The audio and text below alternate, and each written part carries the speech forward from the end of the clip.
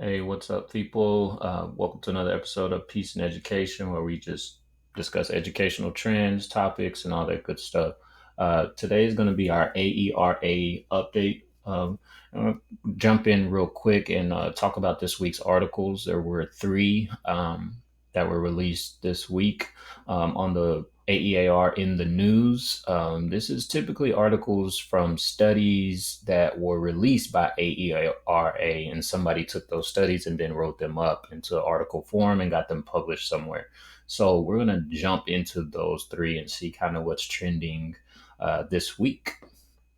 So the first article we're going to look at this week, it's proof points. Evidence increases writing during maths class. This is on the Hetchinger report. If you want this, I'll link this. But pretty much in a nutshell, what they're talking about here is the whole concept of writing to learn versus learning to write. And, what this concept is using writing in other subject areas like math, science, and social studies to actually enrich the content and kind of increase learner productivity through that communicative piece. So this is pretty much in a nutshell. This was a meta-analysis study. They had 56 cases, about 6,000 students. And if you're into the data portion of it, they kind of, after analyzing everything, it was a point 0.3 gain. And if you're into statistics, it's kind of a moderate gain. It's pretty good overall when you're dealing with that many people. They did it in a pre-post test type model. They had some kids who were giving writing instruction during their stuff, and some kids that weren't. And they kind of looked at what happened. They did. In the findings, it was kind of all over the place, according to the writers. You had some that really, really benefited, like as far as the writing piece, and then you had other groups that the people who had writing versus the non-writers, they were lower. So, with that being said, it kind of threw the people off a little bit, and they were trying to explain this 18% of failing, or per se. So, with that 18%, they kind of boiled down to they really couldn't explain it, and then they were just saying, just monitor your teachers and monitor your students so that you don't kind of fall into this, because it could just be bad activity design. So it's not, I don't think it's the model per se. We all kind of stand by saying that, when people learn and they write what they learn, they kind of retain more. So I don't think it's the model.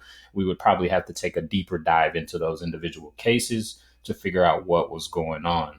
But the big overarching thing was focus on the content. Don't focus on them grammatically writing correctly and all that good stuff. So it's really about that communicative piece. So that was kind of the gist of that guy. If you want to read it, go ahead. But the next article we're going to look at, it was published in District Administration. Um, you see here, it is violent crime leads more affluent students to switch schools. Um, oh, sorry. So I'll lay the foundation for the next two articles because they're actually revolved around the same study that was held in Baltimore schools. What they were looking at was how elementary students were changing schools according to the violent crime rate in that school and in the neighborhood.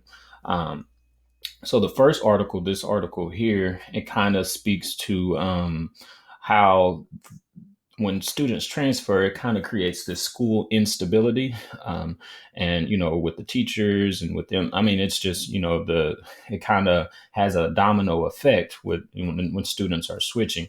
What they did find out was that when the violent crime rate doubled, it kind of got a 4% increase overall of people transferring. But what was interesting was the affluent kids, they were at about 11%, versus the kids who were on free and reduced lunch, they were underneath 2%. So when we're talking about that, that's a pretty good gap there. And then, so again, we're talking about kids some who can afford that move and have that money to kind of move around. That's that conversation of that leisure and having that space. And then you have the students who cannot do that. So, and the kind of the effects that they're looking at is, the teacher being able to sequence materials, whether they're kids leaving or kids coming in. That's difficult for both the kids there and the kids moving. And then we're talking about funding. You know what I mean? When we're talking about funding, you lose kids, then you start losing teachers, and you start losing programs when you losing that funding. So those are all things that we got to think about here. So that was that particular article. Next, it was a similar article behind the same study, but they went into a little bit more detail, just about some of the other, they highlighted some different areas, I should say.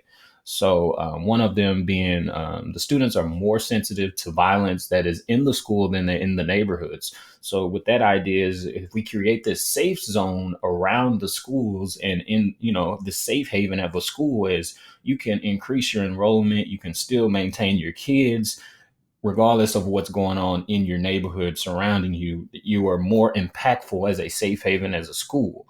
Um, so they also found that Black students were more likely to change than white students that of similar background.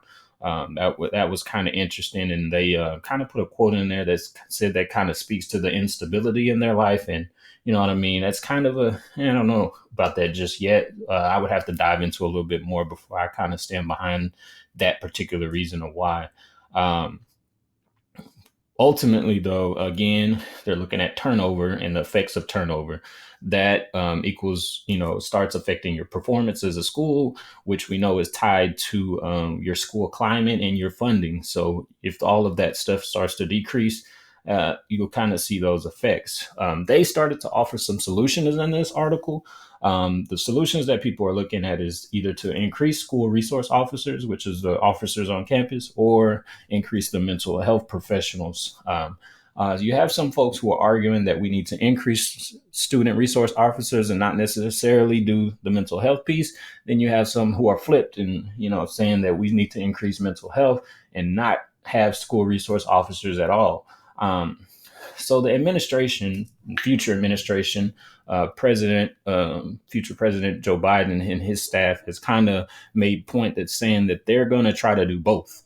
I think that that's important. You need to do both. I think we do need those school resource officers on there to keep our campuses safe, but we also need more mental health professionals to kind of combat the real issue, what's going on in these schools. So with that being said, I'm going to jump off of here now, guys. And, again, check out those links, read those articles if you like.